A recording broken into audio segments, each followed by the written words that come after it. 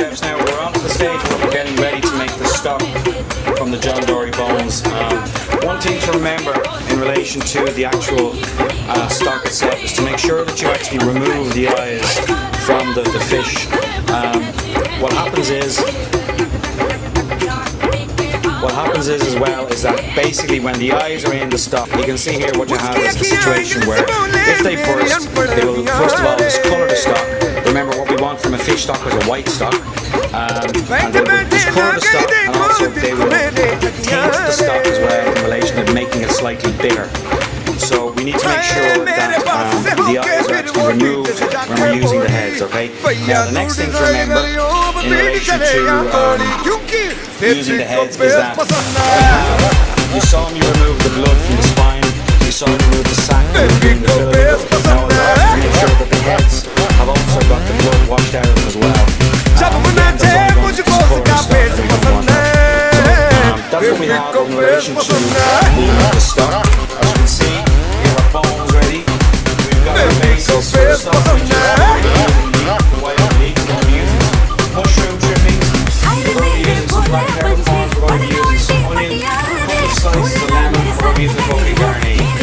When we put all this together, we bring it, we're about ready to add in our cold water to the stock. We bring it back down. Okay, make our fish stock now. You'll see here at the moment is our pressure condenser with a functional season for 200 people. So we're making the pressure cook freshly condenser. Another day we'll take you through how to make fresh soup from start to finish, and possibly this one here leaking the tail. Anyway, back to what we're doing here now. What I want to do is I'm dropping in some butter here into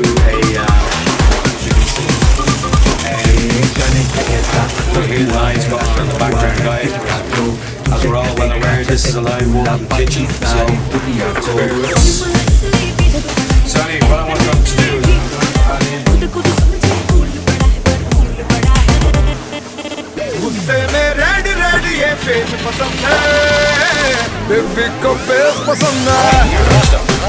so what we have here is sliced onions, sliced mushrooms, guys, we only want the white of the leek, alright? Remember that.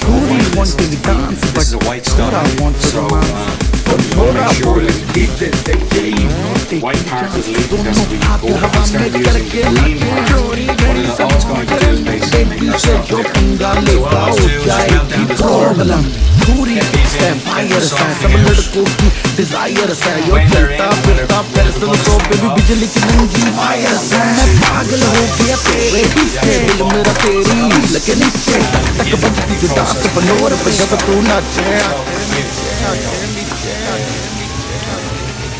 so anyway, mushrooms in.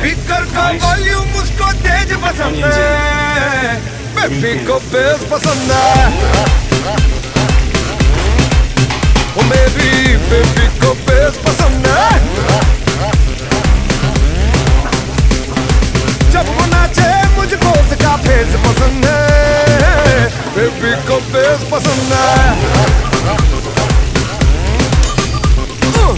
Baby को face पसंद है,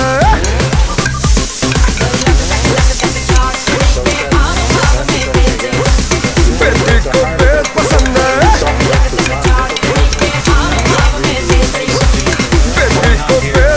है, baby को face पसंद है. Basically what we want to begin the cooking process of where the vegetable, this is the base mirepoix, this is the base veg for the stock. We just want this to begin to render down and sweat slightly so that the actual, their own natural juices begin to come out to help the cooking process along before we actually add in the rest of the fish bones. Now the other thing to remember, chefs, is that we use cold water for this fish stock, alright?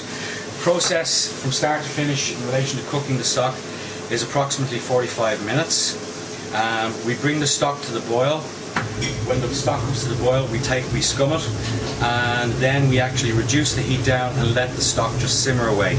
Now you can see here that these vegetables have started to turn white. Now it's time to add in the fish bones. Now, as I said before as well, in relation to the stock, right? Remember to actually clean. If you're going to use the John Dory heads, remove the eyes and make sure that the blood has been cleaned out of the back of it, okay? The back of the head. So these are going in here now.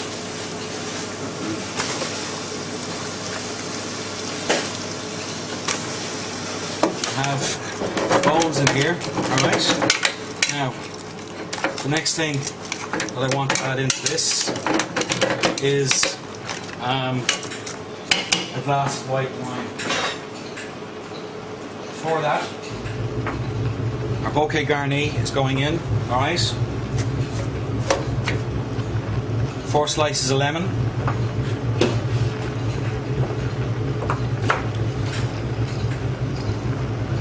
About 20 peppercorns.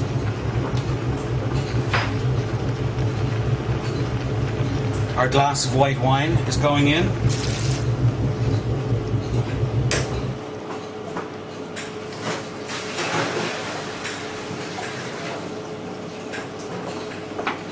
And now we're adding in our cold water.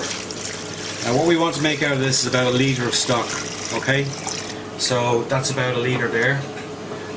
We want to just cook that down now. So the first thing, as I said, what we're going to do is actually bring this up to the boil and then begin to reduce it down once we've strained it and passed it. So we've got the full heat on now. Now don't forget, guys, use a lid, alright? Remember that by adding a lid to when you're actually cooking, you're going to reduce your waiting time down for boiling for around about by 1/3, okay? So you're saving cooking time and you're also being more green and friendly to the planet. Chefs, okay, now what I want to show you now is a beurre manier. Now I have around about a 1/4 pound of butter in here, okay? We've just melted the butter down. Now what I'm going to do is I'm going to add in some white flour, ordinary white flour, and this is the equivalent of a roux, okay? A roux is a cooked thickening agent, yeah, that we also use butter and flour with. But with this one, this is uncooked. The butter is softened, it's not cooked. The flour is raw, it's not cooked, okay?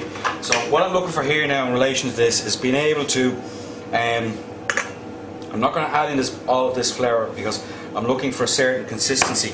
So I just want to mix X amount of it around, and you can see that there. I'm just going to add in a little bit more flour into this.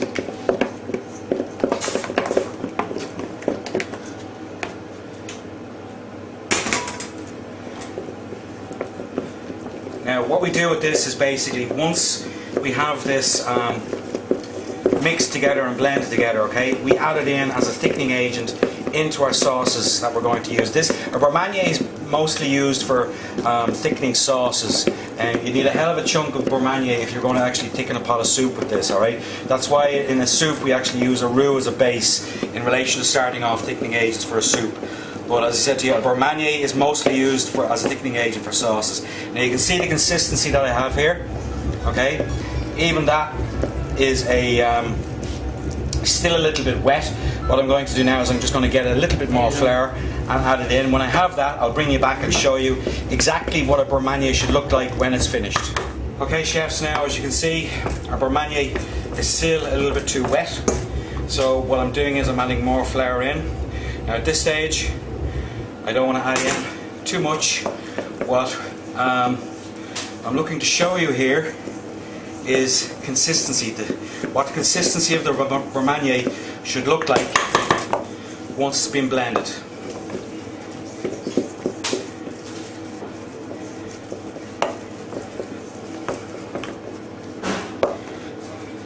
And what we're looking for is, we're looking for a shine to be had on the flour itself.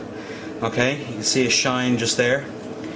Now also as well, we're looking not to see any of the butter that has been put in here, okay? So now we're just about finished, we're just about there. I would say that's probably going to be